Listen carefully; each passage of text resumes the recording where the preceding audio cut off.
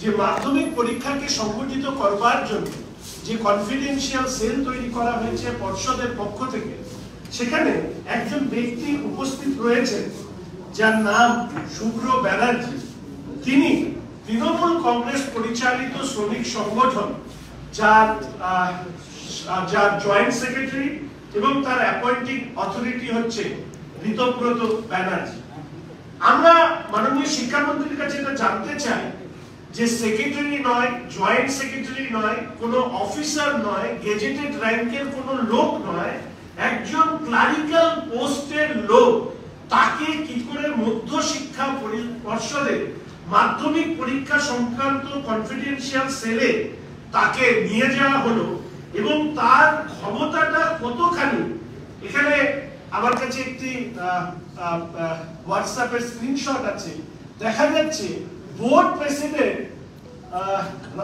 রামানুজ বাবু, তিনি এই শুভ্র ব্যানার্জির হোয়াটসঅ্যাপ মেসেজ ফরওয়ার্ড করছেন সারা রাজ্যে যারা প্রধান শিক্ষক আছেন তাদেরকে কিভাবে পরিচালিত করতে হবে এই পরীক্ষা।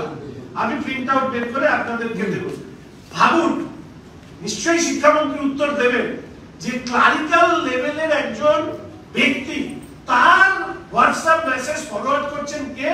বোর্ডের যিনি প্রেসিডেন্ট রামানুজ বাবু।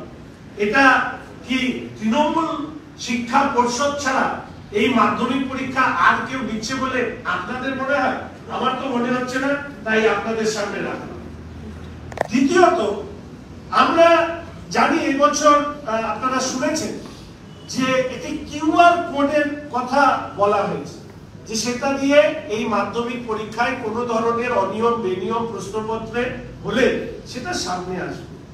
আমাদের জানা আছে, আমিও পরীক্ষা দিয়েই বিভিন্ন চাকরির পরীক্ষা দিয়ে চাকরি পাওয়া ইত্যাদি হয়েছে। মানে স্বাভাবিকভাবে আমরা জানি যে আমরা যারা বড় পরীক্ষা দিয়েছি ওএমআর শিট, আমরা কোনোদিন এটা ভাবিনি যে ওএমআর শিটেও ট্যাম্পারিং হতে পারে। আপনারা জানেন যে পৌরসভার দুর্নীতির ক্ষেত্রে ওএমআর শিট ট্যাম্পারিং হয়েছে। আমাদের প্রশ্ন, এই কিউআর কোড যেটা দেওয়া হয়েছে, এই কিউআর কোডটা কারা এই প্রশ্নপত্রে দিয়েছে তাদের নাম নিয়ে আসা হোক, টেন্ডার প্রক্রিয়া হয়েছে কিনা সেটা জানানো হোক। আমাদের আশঙ্কা এখানে কিউআর কোডের ক্ষেত্রেও ওয়নশীলের মতো লোকের উপস্থিতি আছে এবং এদেরকে ধরে এই আইনটিউসি নেতা ঋতব্রত বাবু কিংবা মধ্যশিক্ষা পর্ষদের ভেতরে বসে থাকা শুভ্রবাবুরা আবার এখান থেকে কোনো কাটমানি খাওয়ার কোনো ব্যবস্থা করেছেন কিনা এটা আমরা জানতে চাই। আমাদের ভিডিও ভালো লাগলে লাইক এবং শেয়ার করুন।